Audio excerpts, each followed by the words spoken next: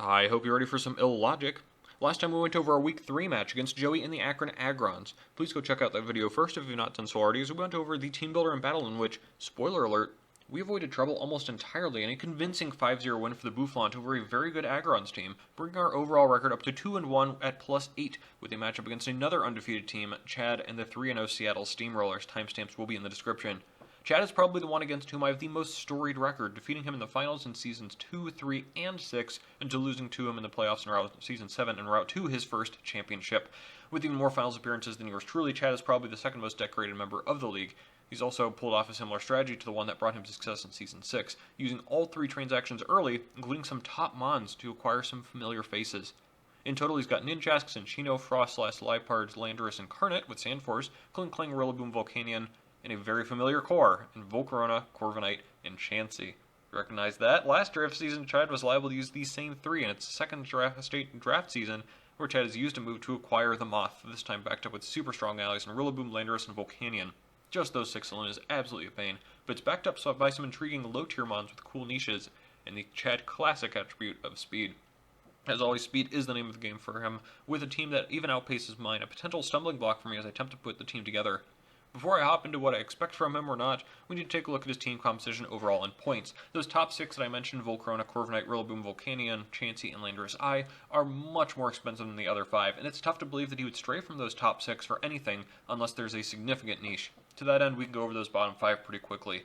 Klinkling is hard countered by so many team members thanks to its limited coverage. Ninjask gets hard walled by almost as many but really requires Sword Stance to break through effectively. Lipard is hard counters such as Zero or our Obstagoon that are good for me in the matchup already such that it really struggles but could come with Rain Dance to mess up my hail. And Cinchino is easy to check and counter, especially with strong mons like Cobalion that make it unlikely to come. Frostlass is the only one of them I could really see coming at all, thanks to my below average hazard removal and overall weakness to its dual stabs, particularly with my hazard removers, though I can play around pretty decently with already present threats like Goon and Cobalion. That leaves his top 6, of which I think I have the easiest time with Corviknight, though of course not the best time. Iron Defense or Bulk Up combined with Roost is painful to deal with, and my fire coverage isn't exactly the strongest, not to mention the ability to wall up on things like Bulu or Cobalion. Chansey is its partner, and while I have lots of utility moves to deal with, Chad he has played things quite well in the past to cause headaches. Things like Latias or even Nidoking can be hard-walled, and physical attackers like Arctivish can be stopped. Vicious Rend doesn't even 2-hit KO. Volcanion is an awesome resist, particularly for the water coverage I have, being immune to Vicious Rend and a strong attacker with its stabs that can even threaten Latias thanks to its status. Volcanion is something that could always look strong on paper, but maybe the slow speed and exploitable weaknesses will let me beat it slightly easier than I'm expecting. The top 3, however, are super problems. The Rillaboom train stops for no one, and I don't even have Tangela to stop it this season. Knockoff and Grassy Glide combined with a Choice Band or Sword Stance has very little counterplay, especially when my terrain is the same as his. Volcarona wins games with ease. One Quiver Dance can be a game when I don't have Mantine like I did last season to beat it, and it often doesn't even need that much considering the great coverage it has against my team in particular. Finally, Landorus I might not have sheer force, but its coverage, speed, and strength can still match up well against anybody. Physical with Knockoff and U-Turn, or Special with Earth Power and Sludge Wave. What an absolute nightmare it is to go against. For us, the Hail Core just sucks here. Chansey walls both, Volcanion hard walls both, Volcarona walls one and outspeeds the other without Hail, Corviknight shrugs them off, Rillaboom destroys them both with priority. Only Landorus struggles, but even he outspeeds them both. Arctivish may have a niche here even without Hail, but why would I want to ruin the 8-0 perfect performance record only for Rillaboom to go brr? Grammarant could have a cool niche, but also gets destroyed by Chansey and Volcanion both, with Volks setting up Spadef on it, and Corviknight still being able to outstall it thanks to Roost. Is another possible Lando check, but is it worth it when everything else so thoroughly beats it? That's why I think it may be the single biggest threat to me, because my checks are so thoroughly beaten by the rest of his team. These last 2 very well could have come had I built my team differently, but will not be coming this time. Rotom's Volt Switch is really nice and has a couple cool tricks up its sleeve to deal with both his offense and defense, but ultimately it's just a little too slow and not quite taking enough to do what I need it to. And finally, I'm surprised that it's the second time I'm leaving Nidoking behind, but it's just a little too slow to deal with things like Lando and Volcarona in particular, plus the big damage from Rillaboom and the inability to run everything I want it to run. That means, like last week, we're running almost the same team we did 2 weeks prior. With a small adjustment, we've got Bulu coming over Rotom.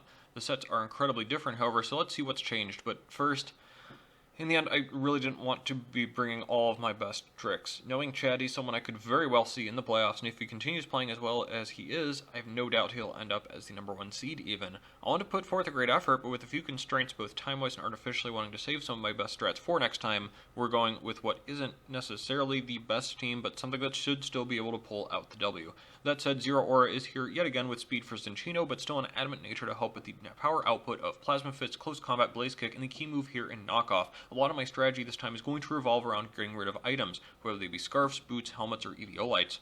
Chad's items are instrumental to helping him succeed. Knockoff is the main spam move for sure to limit the switch-ins to Zero Aura, of which he really only has Lando, Volcarona, and Rillaboom. While they are my top 3 threats, that really limits what he can do otherwise and gives me the best reason for these kind of coverage options. Blaze Kick 2-hit KOs max HP Rillaboom, and it also 2-hit KOs Lando after Knockoff, which is important because we don't have anything to hit it otherwise, so maybe we can trick him into U-turning out on us or just Blaze Kick it down later. As for the other mon we don't have coverage for, Volcarona goes down to 2 Plasma Fists unless 100% Fist Def, which he may just bring, but more importantly we will not be getting burned by Flame Body thanks to Protective Pads. Yeah, I'm super worried about the burn, and I swear the last 11 times I've contacted Volcarona I got burned, so let's just nip that in the bud right now. Otherwise, Knockoff to Plasma Fist should KO most Volcarona, while we live hits from neutral Volc pretty comfortably. I want Zero to come in safely mid-game and clean up later, pressure, and force KOs when applicable with its speed. Next up, we've got Latias, which needs a roost pretty desperately to ensure we can come in and tank hits from Volcanion in particular, as well as probably Lando, so that's a pretty obvious start in addition to maybe not so intuitive set. Draco Meteor is relatively spammable here, aside from Corviknight and Chansey, so I like this idea quite a bit. Thunderbolt and Toxic cover those other two pretty well. Now, you may notice that it seems not like the greatest idea to take care of these two. Actually, I ended up not using a Thunderbolt in this match. I ended up swapping that out for a Baton Pass, but that kind of plays into what I'm going into here. He is liable to bring Bulk Up or Iron Defense on Corviknight to try and get that going. He's also liable to bring Chansey. He may also try to Quiver Dance up on us. We have a few ways to deal with this. Toxic hits Chansey, or it can cure up. This is also an excellent way to nail the Volcarona in particular. It also hits the Lando and Volcanion. Toxic is just very spammable aside from, of course, that Corviknight. So the #1 thing for me to recognize is that I need to be able to double switch with this mon. I still need speed for Landorus, but otherwise that bulk is absolutely crucial for tanking hits from those special threats. So Latias' main role is as a pivot to prevent these big threats from coming in for free, and to that extent, we've got the off-gimmicky Eject Pack that rewards us when making a Draco Meteor play by pivoting us right out into another answer. Chansey comes in and take the hit, we get an immediate pivot out into something like the Obstagoon that we're going to see in a moment. Draco in front of a Volcarona, while it quivers up a little bit, we get in our check, and we'll see later that it'll do some very similar things. Or we could just stay in and Toxic those threats too, with Chad's safe pivoting moves being the only problem. Of course, the raw power of Adamant, Zero Aura, Draco Meteor, and a couple other threats that we've got here are to discourage that switching. You'll need to play Latias smartly with pivoting in and out, double switches, Baton Pass, using the Eject Pack wisely if I want a chance to work around his incredibly scary core. I plan on Latias coming in and out early to put us in a spot where my breakers can put in the work. Just gotta keep it healthy with Roost, and we're golden. Next up is going to be this fun Tapu Bulu set. Well, it'll be fun for me at least. Enter another Toxic user. I really hope Chad doesn't bring Safeguard Volcarona like he did last week, but it's such a safe way to punish switches to his fire types and Lando that it should put in a lot of work. Leech Seed is the other way I'll be racking up damage. Actually, I ended up cutting Leech Seed at the last moment as well, so we'll talk about that in just a little bit. But the other big way now that we're going to end up doing damage is Nature's Madness here in the second slot. So Super Fang from Arctivision, now Nature's Madness from Bulu. I'm seeing the pattern of what my strategy is going to be this season. It's a really nice way to help chip down some big targets. So the plan here is to force Roost and soft builds while setting up things like Toxic. And actually, that is the point now, is that we can stop those soft builds from coming out. Say we get a Nature's Madness on something switching in, we can then taunt and make sure that it cannot recover up. And Taunt is just such a good move against him with Brick Circular. I think the biggest thing with this Bulu set is that Corviknight is his #1 answer to this, so having a way to be able to actually beat it with Taunt is super amazing. I hope he doesn't bring Bravebird or Ironhead. Obviously, those two hit me super effectively, but otherwise I can make a pretty nice stop to it, or just to have this pivot out after bringing it down to half, which is just outstanding. And of course, the last move that we haven't talked about in conjunction with the Akaberry is Stone Edge. With Akaberry max def as well, we end up tanking just about anything that Volcarona wants to do and KO it right back. We also will live a lot of hits from special threats. Things like Volcanion can also be hit in a pinch. Things like Special Landorus can actually take some Sludge Waves depending on his investment there too. So that's kind of the idea behind the full SPDF there. It seems a little bit of a waste to waste, that we not use that 130 attack stat with anything aside from Stone Edge, but I think that that's totally fine. The Stone Edge hopefully can nail what it needs to. It's kind of it's just a bit of a gimmicky set, but I think it could accomplish what I'm trying to do. Let's move right along to Cobalion. You know rocks are mandatory against Volcarona and Volcanion, especially when I've got knockoff flying around to take care of boots. And after that, we've got a couple fun moves. Notably, we've got Stone Edge. I really wanted to bring Rock Tomb, but unfortunately, through my planning, I've missed that it does not actually learn Rock Tomb. So Stone Edge it is. That's about all that it's got for coverage for the Volcarona. So we pretty much have to run that, which I think is probably fine. We've got Taunt, though, as well, to shut down Chansey and Corviknight yet again. Similar to Tabulu, I thought it looked very good on Cobalion. Thought I'd just move it over onto Bulu as well. And that plus something like Close Combat can really shut down a lot of his threats, especially something like Chansey, if it even wants to stay in on a fighting-type move, or if Corviknight wants to stay in and defog a Roost. Close Combat is pretty obvious coverage with the Rock move, and it can 2-hit KO Volcanion after Rocks as well, 2-hit KOs Chansey. It OHKOs it without Eviolite if it switches in on Rocks. 3-hit KOs Corviknight and Rillaboom. It still does over a quarter to Landorus, which is actually pretty nice. Love fitting Taunt in there as well. Really one of my favorite moves. And of course, Rocky Helm is a good way to punish Corviknight and Physical Lando in particular, as well as maybe Rillaboom a little bit, potentially a physically offensive Frostlass with Triple Axle or Cinccino.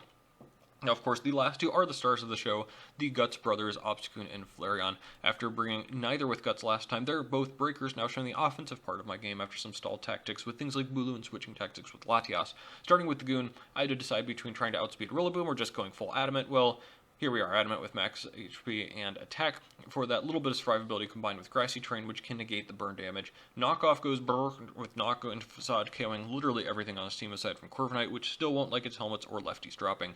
Trading Obstagoon 1-for-1 with a huge threat or one of his defensive pieces is probably a win, as it opens up the rest of his team for effectiveness, and it may still be able to be effective at low health too by chunking something or switchering Flamewar onto an unsuspecting Corv, which also gets Thunder Punched. This really is the main target to get in off of Latias' eject pack. It gives me the most free knockoff of my life into the usual suspects of Chansey and Corviknight, both of which I still outspeed and love to destroy with knockoff.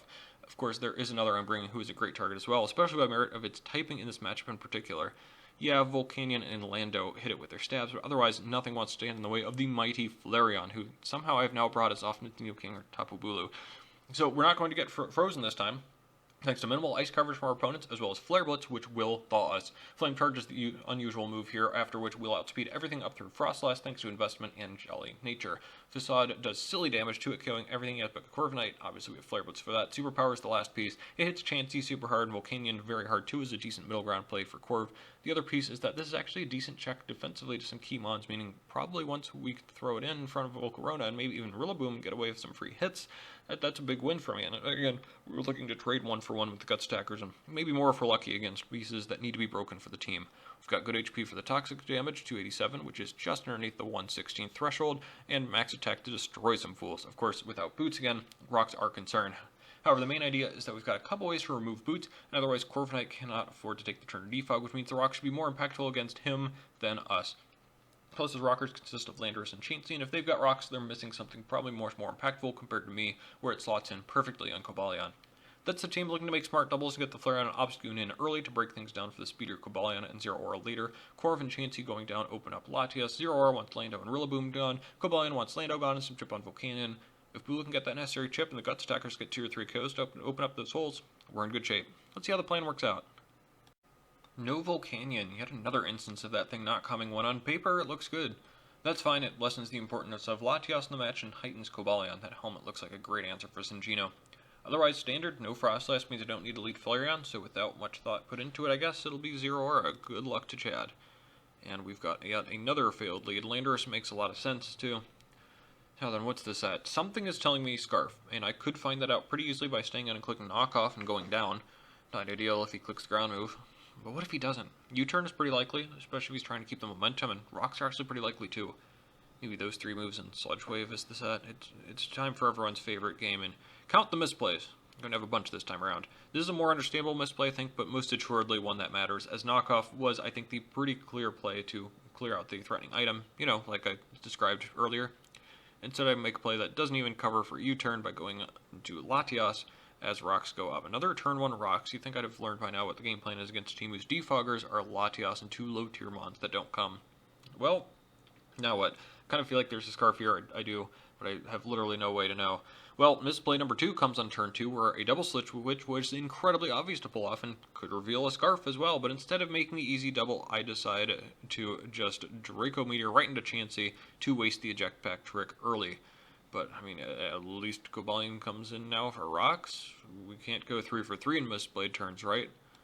Well, I let Cobalion get paralyzed after setting rocks when I had a whole taunt there in front of me. I'll touch on it more later, but while I was originally worried about my prep, I think my prep turned out to be pretty excellent, but my playing here has been subpar at best this match.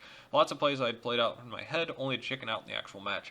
Not staying in on Lando turn 1, Dracoing instead of hard switching or baton passing turn 2, not even going into Obstagoon like I had said that I kind of wanted to do, not clicking taunt turn 3. The plays were right there in front of me, and I took absolutely none of them. Shame on me. And now look over the position we're in. Both rocks are up, but he has a whole lot more recovery than I do. That Volcarona still probably has boots on it. My Cobalion that outspeeds almost everything on his team is now paralyzed and doesn't outspeed them, and Latias is without an item anymore. Can it get any worse? Potentially, as I do get fully paralyzed on the switch to Lando. Makes sense that he'd hard switch, not wanting to take the CC, which means that should probably have been a hard switch for me as well. Well, 0 for 4. Probably about time for me to show that I can still do something, right? Lando is going to Earth Power into the swap into my fully Spadef Bulu, which takes a pitiful 17%, consistent with what I'm anticipating to be Scarf damage. It's a little risky staying in on a potential Sludge Wave, but as I said, I'm ready to make a play and call it the Scarf. He doesn't Sludge Wave, and he doesn't U-turn, hard switching Corviknight and straight into a Nature's Madness. That's absolutely perfect. I'll go with him being Scarf now and play off of that assumption as I deal with Corviknight. Taunt is going to be next. Good. Let's stop the roosts. I recover even more health all the way from grassy terrain. I still hit him very hard, so I think I'm just going to do one more as Nature's Madness as he goes out with U-turn into the big boy Volcarona. Yup, it's here, but that's why I have the Aquaberry. Please hit the Stone Edge. Don't get crit. Okay, no crit. Let's hit. Ooh, down it goes. Volcarona goes down from the janky, really funny Bulu set that KO'd the offensive Volcarona. Well, one thing here worked out at least. Again, looking back, the prep wasn't really all that bad, just misplays. Speaking of, some time for my opponent to potentially misplay, as I can just go right back into Cobalion on the Cinccino switch, as that Rocky Helmet is going to come in quite handy. Look at this. 1, 2, and 3. That's a lot of damage, and actually it stops right there. Turns out he was Technician, not Skill Link, which actually works against me here. Of course, next turn he's still just going to sack it off to the helmet anyways, which is fine by me as Cobalion takes out all of Bandit Cinccino's health through passive damage. Of course, I am still paralyzed, and my health is getting pretty low, which means I'm a worse check for other things potentially, but that's probably okay, except for, of course, inviting in Corviknight to just roost up in front of me, which is absolutely not great. The good news is I can recognize this, and I do get to just bring in Obstagoon, who will of course get burned for his troubles. The bad news is how I play this. I guess I expect him to switch at some point in here, but even then Switcheroo I think was the right play right away. I'm not really sure. I maybe get rid of CC Violite or Lando Scarf or Burn Corv or Rillaboom. They're all amazing options. So I knock off the helmet, take damage for it as he roosts up again, and now I Switcheroo and I take all this damage for it. I could have gotten that helmet, you know? Anyways, despite the misplays, I guess I'll be taking the 1-for-1 trade, though if I just clicked Switcheroo turn 1 of this exchange, I could have done some better swapping to save the Goon for later against Corviknight that could only roost and U-turn. Maybe just get Chip as a U-turn out in Orlando, then call out Scarf and find out what he locks himself into and act appropriately. Whatever the case, it's a 1-for-1 trade, and we find ourselves up 5-3. Despite that, my team has gotten whittled. He has a whole Scarf Landorus and an unrevealed Rillaboom that I am currently absolutely terrified of. On the double blind, I decide I'm going to send in Latias in anticipation of Rillaboom or the Scarf Lando, which I had a better way to deal with Chansey right now, but I guess Toxic is it for now, as he just U-turns right out into it. I do want to keep Latias healthy, though. This is a bit risky play, but I roost in front of a possible T-Wave, and I do get away with it as Lando comes back in. U-turn again. I really needed to read that and roost up, honestly, to keep healthy, but I just kind of didn't do calcs for some reason. Not sure there. Toxic Chansey, me thinking this is when he'll T-Wave, I go into Zero Aura as he heals up. We're getting back up to just about full because he is starting to get a little bit low. I claim the EV light on the next turn, but oh boy, Rillaboom is here, and he pops Grassy Surge, Grassy Seed. This is SD Acrobatics, isn't it? Oh boy, what do I do about this? Not much, frankly. Not much. Blaze Kick Burn. That's about all I can hope for, I think. No burn. SD misplays are back on the menus. I let Zero Aura just kind of go down here, though, as I think about it now. Maybe Zero Aura wasn't doing much anyways. Maybe I should have just gotten him in earlier at some point. I think there had to have been some better play. Now I just need to run out Grassy Terrain, honestly, so I think I'm going to sack off Cobalion next to get some Helmet Chip, and I guess Bulu after that to ensure he doesn't get Grassy Terrain back. Of course, that is a place where I could have doubled into Zero Aura if I'd done a simple prediction and swapped out of Zero earlier into, say, Bulu or Cobalion, and then back out in the easy Acrobatics read. Could have sacked just 2 months instead of 3, potentially. But the train continues as I refuse to look at calcs, specifically how much Zero Aura did with Blaze Kick, to see that this is Adamant max HP and max attack. That makes sense. I already said I would have invested Blaze Kick enough to 2-hit KO max HP Rillaboom, and I did. 1/3 when it was at +1 defense. The math adds up, I promise, but I didn't look at it or see that in the time, didn't look it up on a calc, didn't realize it, and now I have just 2 Pokemon left, and both of them outspeed Rillaboom because he doesn't have speed investment, which I should know because of the damage from Blaze Kick, the damage from his Gliding Acro have done, which doesn't leave any EVs left for speed. Imagine as Latias inevitably comes in here and Draco's Rillaboom down low, only to go down itself. Imagine instead that Flareon had come in. Maybe Flare blitzed him down. Then Lando comes in. I swap into Latios and the Earth Power. Baton pass on the switch. Flareon gets a Facade off into Lando to take it down. Latios gets the Toxic off on Chansey and Roost stalls it out with Seismic Tosses to grab the win.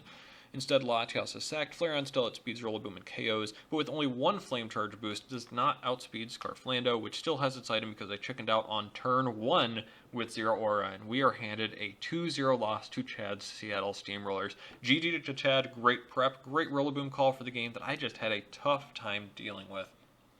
Again, let's go back to the misplays and see what mattered and what didn't. The reign of the Scarf Mons off the ground that can spam ground moves continues, as not knocking Lando turn 1 directly leads to my defeat in the end of the game, as Flareon Facade could have KO'd both Lando and non-EVO-Light Chansey, which it was knocked off, to win the game. But with the Scarf still on, it was tough. In the moment, it was too risky for me to stay in, but it also feels like he should have known that Latias was going to come in next to take the hit, and that let him U-turn or get up rocks. Knock was sincerely the play. The follow-up would have been pretty awkward too. Also, doubling out of Lando setting up rocks was an easy play, especially into Cobalion on the predicted Chansey or Corviknight, both of which were obvious switches into Latias and could have discovered the Scarf. That could have helped me keep the eject pack and make a safer play later in the game too, potentially doing something like Dracoing Rillaboom and switching out to Draco again later, or more safely getting something in on Chansey when he was down to just 3 Mons, or eject pack was cool, but hard switching was safe. What was he going to do? Predict that an Earth Power Cobalion? I already had a suspicion turn 1 he was Scarfed. No way. Easy play I botched. Easy play that I botched. Similarly, why in the world didn't I taunt Chansey turn 3? I know he could Chi-Wave or just teleport out. Getting up rocks could wait a turn, as I knew Chad was proud of Chansey being able to survive close combats with ease. Easy prediction to make too. Even if you went Scarf Lando in the worst case scenario, we had options. What was he going to do? Seismic Toss and take Rocky Helmet damage? Corv was dealt with on the taunt too. Easy rocks in the follow-up turn. The real turn 4 was somewhat bad too. He saw I got rocks, which is another reason he stayed in and simply hard switched, as I could have done too. Bulu at least was amazing. Killing Volk and doing a number to Corv. Great set I constructed there. Goon should have switcherooed straight up. Had I done so and conserved Goon, I'd have a 70% Goon after rocks. He'd have an 81% Corv after rocks and Burn that doesn't do anything. Goon could have come in later on Chansey especially, or prevented Boom from setting up with a strong Facade, or maybe I could have just saved Goon to switcheroo the Burn Orb onto Rillaboom. I'm glad it got a KO, but it sure feels like I should have done more. Zero Aura didn't do anything. Blaze Kick was cool and should have shown me the right calc, but I sure didn't follow up. Lulu was a sack, Cobalion was a baller, even if I let it get parried. Flareon without boots was rough, but almost won with the set if it weren't for the Scarf. Or maybe could still have won depending on recoil and me sending it in before Latias. And Latias went down a little too early because I roosted 1 time too few. I think his MVP is easily Rillaboom, and followed by Lando. And for me, I guess Bulu, followed by the umpteenth time by Cobalion to finish off. Yes, I didn't bring the A-team with a couple of janky sets that I didn't anticipate to work as well as they did. And I do still have a couple things in the back pocket. But in the end, they really did work, and it was my piloting that let it down. I'm happy with the prep work in the end, even if I'm saving a couple things for a potential rematch, but the much bigger concern has been my play. Passive, predictable, not calking. I don't know, I don't really have any excuses. I guess I wasn't ready for a match, maybe my head wasn't in it, but ultimately this match was my failure during the battle and not before. So that'll do it for this week. We've got an off week for the league as we approach territory not seen since the Bouffalant's first draft season. At 2-2 with a +6 differential, I'm close to being under 500 for the first time since losing week 1 in my first ever draft match. Hoping to use this time wisely, we've got a good chance for a rebound match next time as we face the 0-4 mighty Miltanks and contemplate some possible trade options for some Mons underperforming in battle and before battle. See ya.